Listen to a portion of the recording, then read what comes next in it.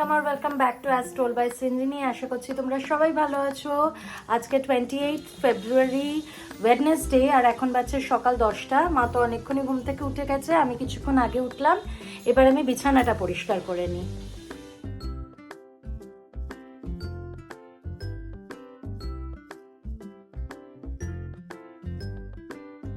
আমার মধ্যমগ্রাম বাড়ির ব্যালকনিটা সামনের দিকে নয়, তাই জন্য রাস্তাঘাট দেখা যায় না। তবে যা দেখা যায় তা হলো প্রচুর সবুজ গাছপালা, যেগুলো নিমেষেই তোমার মন ভালো করে দেবে। রোদ ঝকঝকে দিন হোক বা মেঘে ঢাকা আকাশ, আমার তো আগে ব্যালকনিতে দাঁড়িয়ে আর বসেই পুরো টাইম কেটে যেত। মায়ের বাড়িতে এসে পড়বো বলে আমি একটা বই নিয়েই এসেছিলাম, টেলর জেনকিন্স রিডের Daisy Jones and the Six, যেটা এই রিসেন্টলি আমি ক্রসওয়ার্ড থেকে কিনলাম, তোমাদেরকে ভ্লগেও দেখিয়েছিলাম। যাই হোক, এখানে এসে ওই বইটা রেখে দিয়ে মায়ের কালেকশন থেকে একটা বই নিয়ে পড়তে শুরু করলাম।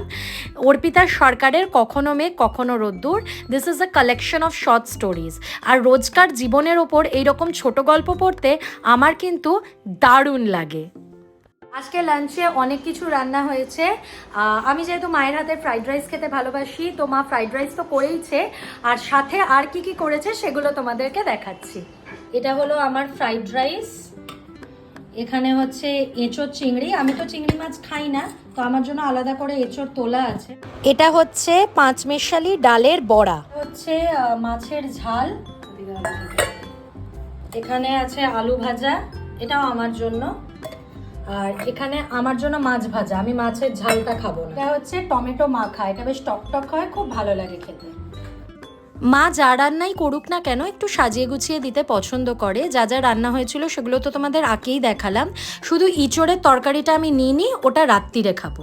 এখন বাজছে 6টা, আর এবারে আমি আর মা বেরোবো কিছুক্ষণ বাদে।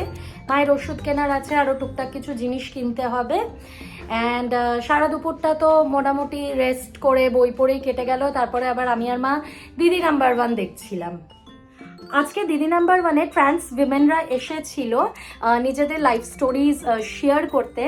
তো ওদের স্ট্রাগলস অ্যান্ড প্রবলেমসের কথা শুনে মনে হচ্ছিল যে আমার যে জীবনের ইনসিডেন্টসগুলো, যেগুলোকে আমি ক্রাইসিস মনে করি, সেগুলো অ্যাকচুয়ালি কতটাই ট্রিভিয়াল। আর সত্যি দিদি নাম্বার 1-এর কিছু এপিসোডস দেখলে খুব ইন্সপায়ার্ড ফিল হয়।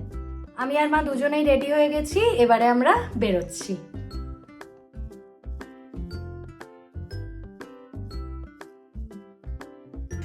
আজকে বেশ অনেক মাস বাদে আমাদের ঠাকুর বাড়িতে গিয়েছিলাম। এই ঠাকুর বাড়ি 500 বছরের পুরনো, আর এটা আমার বাপের বাড়ির, মানে আমাদের বোস বংশের নিজস্ব ঠাকুর বাড়ি। আমার পূর্বপুরুষেরা এই ঠাকুর বাড়িতে রাধাকৃষ্ণের মূর্তি প্রতিষ্ঠা করে গিয়েছিলেন, এবং তবে থেকেই এই মূর্তিকেই এখানে পুজো করা হয়। কিন্তু এখানে এই রাধাকৃষ্ণকে লক্ষ্মী জনার্দন নামে পুজো করা হয়।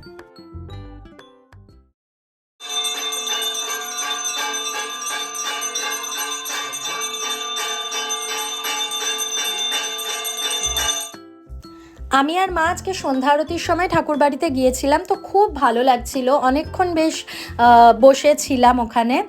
আর আমাদের এই ঠাকুর বাড়িতে খুব বড় করে দুর্গাপুজো করা হয়, তারপরে রাস, জন্মাষ্টমী, এই দুটো খুব ধুমধাম সহকারে হয়। আর বাইরে নিশ্চয়ই দেখতে পেলে একটা মহাদেবের মন্দিরও ছিল। মধ্যমগ্রামের রাস্তা হচ্ছে সবসময় জমজমাট, শোর গোল আর আলোতে ঝলমল করছে, completely opposite to new town, যেটা একটু কিনা ফাঁকা ফাঁকা।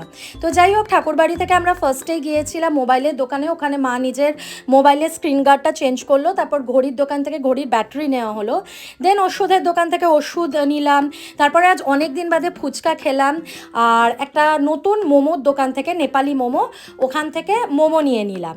অ্যান্ড তারপরে লাস্টে মা গেল হচ্ছে মিষ্টির দোকানে, ওখান থেকে কেনা হলো হচ্ছে গুড়ের কলাকান্দ আর বোঁদে।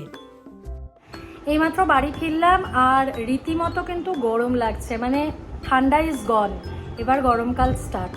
আমার ওই বাড়িতে আমি আবার দোহার বের করেছিলাম, বিকজ একদিন রাত্রিরে খুব ঠান্ডা লাগছিল, বাট এখন মনে হচ্ছে দোহারটা বার করা পুরো ওয়েস্ট গেল, বাট রেখে দেবো।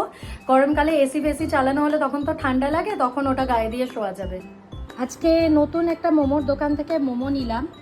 মোমোর সাইজগুলো বড্ডই ছোট, এবার দেখতে হবে খেতে কীরকম। সরি বাট মোমোগুলো খেতেও খুবই বেকার ছিল, আর কোনো দিন ওই নেপালি মোমো থেকে আর মোমো নেওয়া হবে না। এখন তো সেরকম কাজ নেই, খানিকক্ষণ বই পড়বো অ্যান্ড দেন ডিনার করে ঘুম। তো চলো আজকের ব্লগটা এই অবধি থাক। যদি ভিডিওটা ভালো লেগে থাকে please make sure to like and also subscribe.